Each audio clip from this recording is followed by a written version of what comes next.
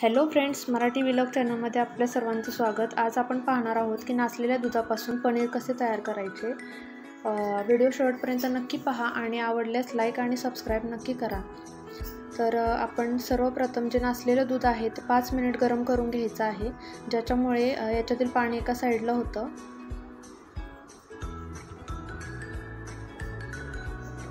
हे बघा, तुम्ही बघू शकता पाणी आणि पनीर थोडंसं सेपरेट झालेलं आहे। आता मी इथे एक सुती कपडा घेतला आहे आणि त्याच्या खाली एक भांडं ठेवलेलं आहे। जे गरम करून घेतलेलं नासलेलं दूध आहे ते मी याच्यामध्ये घालून घेत आहे।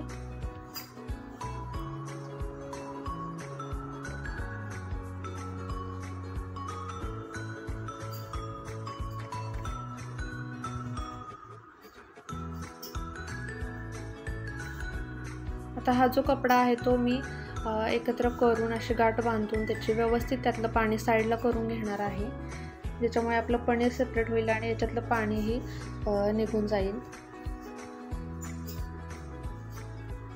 हे बघा, अशा पद्धतीने आपल्याला व्यवस्थित पिळून घ्यायचं आहे आणि याची मी गाठ बांधून घेत आहे। आता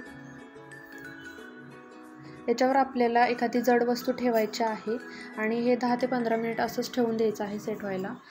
आता 10 मिनिटांनंतर आपण पाहू शकता की आपलं पनीर कशा पद्धतीने सेट झालेलं आहे। हे बघा, याच्यातील सर्व पाणी निघून गेलेलं आहे। आता आपल्याला काय करायचं आहे की एका भांड्यामध्ये बर्फ घ्यायचा आहे, बर्फाचे तुकडे घ्यायचे आहेत आणि याच्यामध्ये आपल्याला हे पनीर ठेवून द्यायचं आहे। याच्यावर मी थोडंसं पाणी सोडणार आहे, याच्यामुळे आपलं पनीर मस्त असं सॉफ्ट आणि स्पंजी बनतं।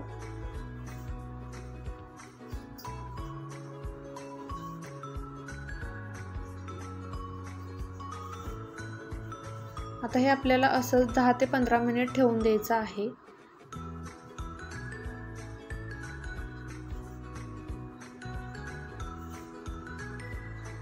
हे बघा, 10 मिनिटांनंतर मी आपलं पनीर साईडला काढून घेणार आहे। हे मस्त असं सेट झालेलं आहे, तुम्ही बघू शकता।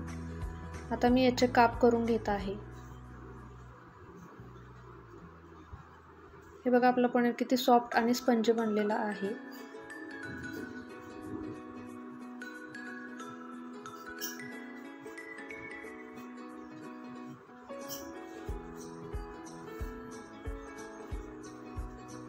तुम्हाला हव्या त्या साईजमध्ये तुम्ही त्याचे काप करून घेऊ शकता।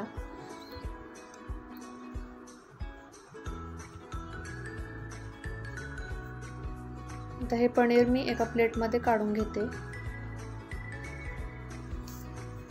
तुम्ही लगेचच तुम्हाला रेसिपी बनवायची असेल तर तुम्ही हे पनीर यूज करू शकता किंवा हे 10 ते 15 मिनिट फ्रीजमध्ये ठेवून नंतर त्याचा तुम्ही भाजीसाठी किंवा इतर रेसिपीसाठी यूज करू शकता।